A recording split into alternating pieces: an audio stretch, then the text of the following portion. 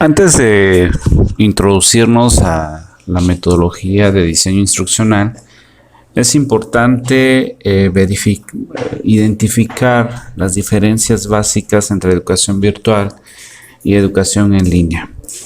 En la modalidad virtual es necesaria una conexión a Internet, ya que el contacto con el profesor es mediante una plataforma multimedia en la que los alumnos pueden revisar y descargar diversos materiales como documentos, presentaciones en diapositivas o videos. Una de las principales características de la educación virtual es que no es necesario que los docentes y los estudiantes coincidan en el horario. En otras palabras, es asincrónica. Normalmente las plataformas que se emplean en esta modalidad cuentan con un foro para que los alumnos puedan expresar dudas o inquietudes. De igual forma, el profesor, al asignar las actividades, establece una fecha límite para la entrega. Al revisarlas y evaluarlas, incluye una retroalimentación a los estudiantes, quienes posteriormente pueden consultarla para verificar sus avances y áreas de oportunidad. Al inicio del taller, se hizo una evaluación en donde ustedes deberían valorar los recursos con los que cuentan. Algunas escuelas, algunos centros escolares no cuentan con plataformas educativas. Estas plataformas educativas, hay algunas de acceso libre o llamadas gratis, pero tienen muchas limitantes. Sin embargo, hay algunas plataformas muy sofisticadas con bastantes elementos, pero son bastante costosas, ¿no? Entonces es importante que tú como profesor o profesora valores si tienes acceso a una plataforma. Educación en línea o clases online. Tiene todas las ventajas de la modalidad virtual, pero con una característica extra: es sincrónica. Es decir, el profesor y los alumnos coinciden en el horario. Para ello se emplean plataformas que permiten el uso de videollamadas, por lo que las clases son en vivo y se pueden implementar diversas técnicas de enseñanza como debates o foros. Además, la resolución de dudas y la retroalimentación es en tiempo real. ¿Qué quiere decir? Que la educación en línea se utiliza una plataforma virtual asincrónica y además se hacen clases en tiempo real. Hoy en día hay una confusión importante. Algunas personas creen estar haciendo educación en línea cuando solo utilizan algún servicio de plataforma en tiempo real, pero no tienen una plataforma educativa. Eso no es educación en línea. La educación en línea tiene una complejidad bastante importante.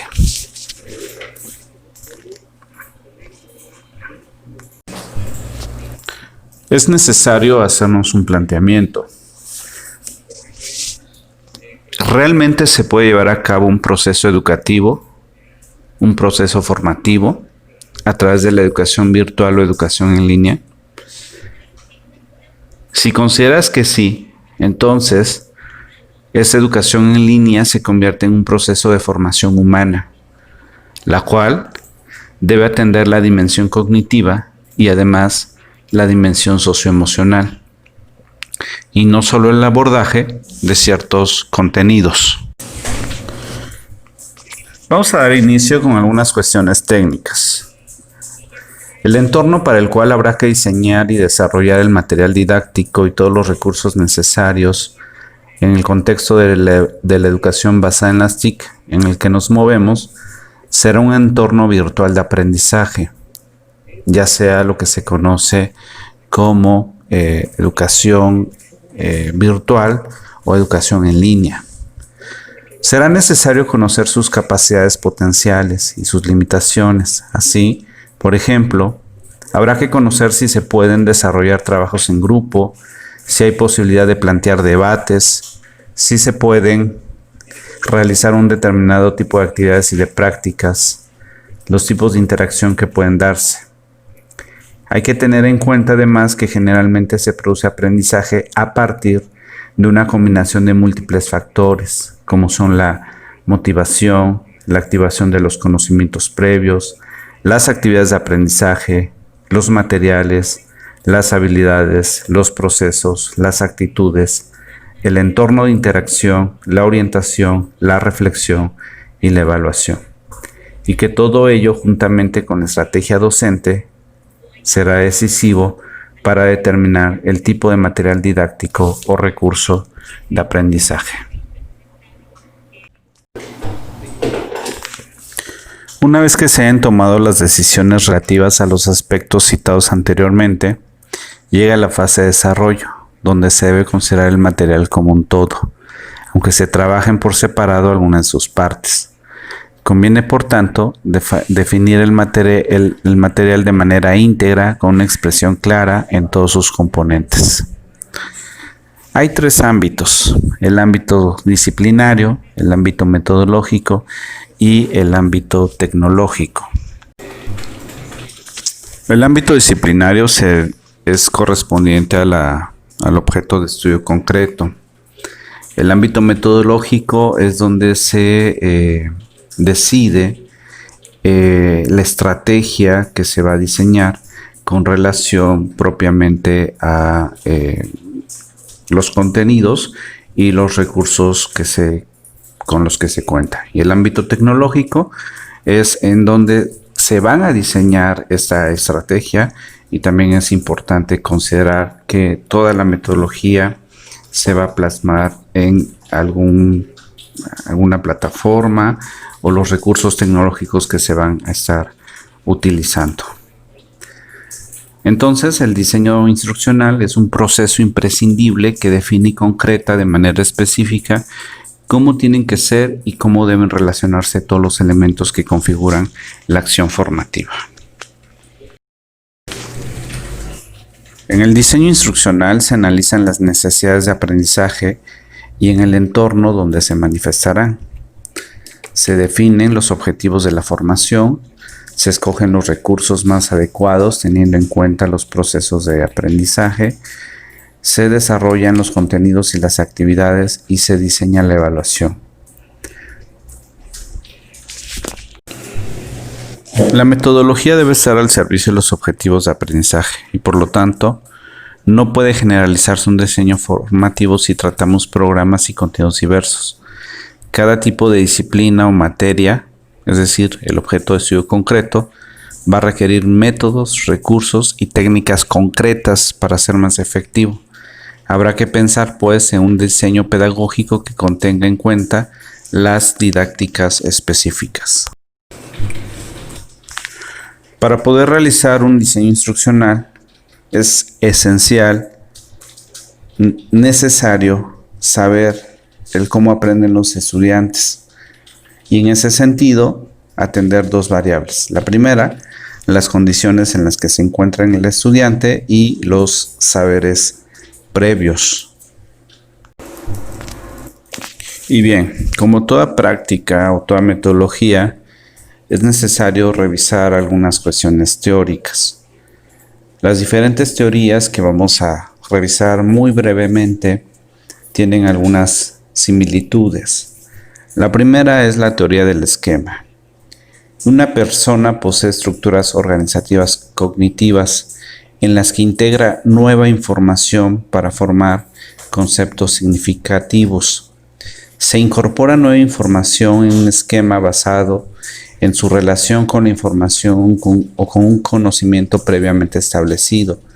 Por lo tanto, cuanto más desarrollado es el esquema, más rápidamente se pueden asimilar los conceptos. Así, cuantos más esquemas compartan los mismos conceptos, se fortalecen las conexiones entre los nuevos conceptos introducidos y los conceptos ya aprendidos.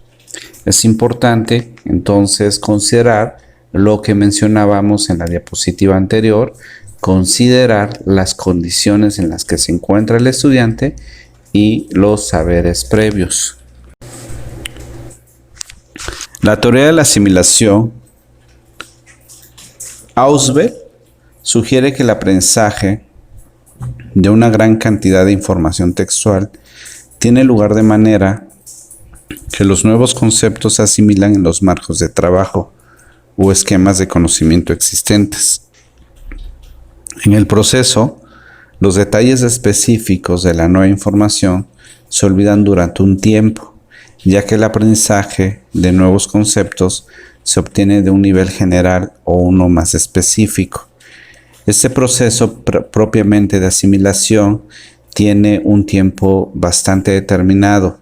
Esto dependiendo de dos cosas: los saberes previos y lo que se quiera aprender. Los organizadores avanzados son un componente importante de la teoría de la asimilación. Los organizadores que se anticipan una estrategia en la que se prevé el contenido futuro y se relaciona con el conocimiento ya existente. Ayudan a establecer un marco de trabajo para el alumno en el que los conceptos nuevos encajan y tienen significado. Para esto se requiere que el educador o la educadora tenga habilidad en el diseño de la estrategia. Parece que los organizadores que se anticipan mejoran el aprendizaje con un contenido estructurado y con los alumnos que aún no tienen un buen rendimiento. Los alumnos ya disponen de las estrategias cognitivas adecuadas para prepararse a recibir información nueva e integrada con el esquema existente. Es importante que nosotros entonces consideremos que el aprendizaje en ese sentido se tiene que dar de forma concreta y se tiene que dar de forma organizada. Esto también considerando la etapa de desarrollo en la que se encuentra el estudiante. La teoría de la asimilación sugiere que se debería presentar material nuevo que vaya de un nivel general a un específico y que los nuevos conceptos deberían relacionarse con el concepto existente a través de la comparación y el contraste. Además, debería ofrecerse a los organizadores la posibilidad de actuar con antelación al aprendizaje para ayudar a relacionar los conceptos nuevos con el conocimiento ya existente. Ausubel limita su teoría de la asimilación al aprendizaje expositivo, argumentando que puede no ser aplicable al aprendizaje del descubrimiento ni a la rotación de situaciones de aprendizaje. En ese sentido, hay un autor que retoma la teoría de Ausubel, se llama Novak. Y entonces Novak dice que el nuevo aprendizaje depende de la cantidad y calidad de las estructuras de organización.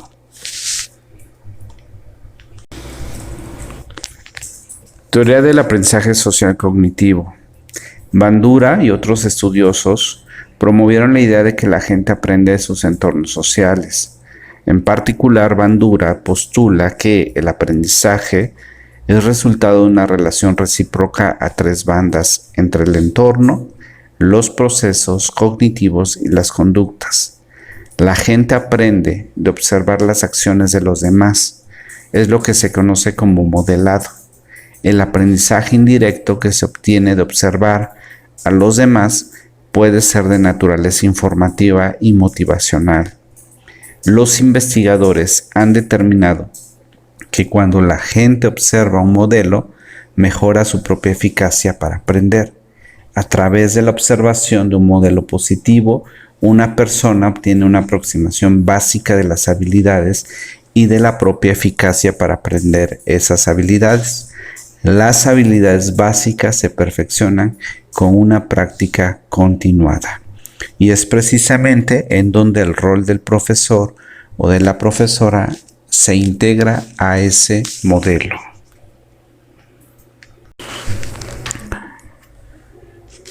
En la teoría del aprendizaje por descubrimiento, Brunner sugirió que los alumnos deberían presentarse con una situación o con datos y utilizando un razonamiento inductivo desde los principios generales.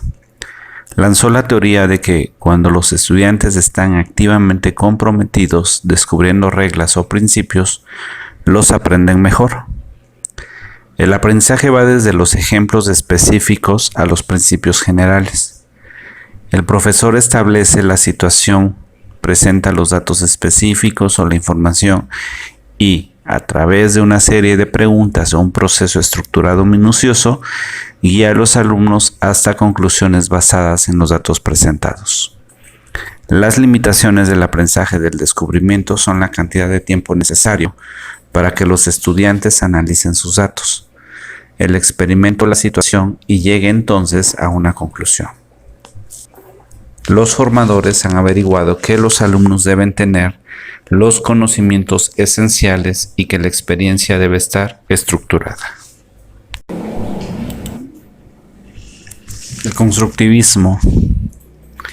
Aunque el término constructivismo engloba una gran cantidad de perspectivas sobre el aprendizaje, el tema común entre ellas es que el aprendizaje es un proceso de construcción del significado.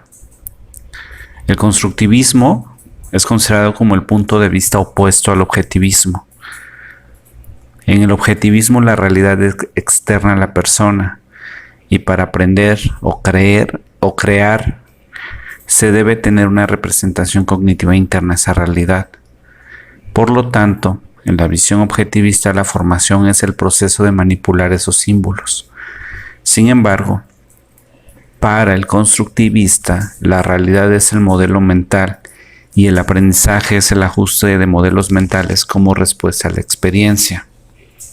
En ese sentido, las consecuencias para la formación son: los alumnos construyen su propia comprensión, es decir, sus propios saberes.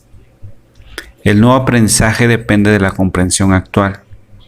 El aprendizaje se facilita por la interacción social y el aprendizaje significativo tiene lugar dentro de tareas de aprendizaje auténticas. En ese sentido, todo aquel que se considere constructivista necesita hacer una versión idiosincrática de su ejercicio docente. Para concluir con esta parte, quiero que realices las siguientes preguntas. Reflexiones en las siguientes preguntas. ¿Cuáles son las etapas generales del modelo del diseño instruccional? El proceso es secuencial, interactivo, recursivo. ¿Cómo analizo el contenido? ¿Cómo realizo el diseño cuando trato habilidades complejas? ¿Cuáles son los temas que deben tratarse en el diseño de la formación para entornos basados en web?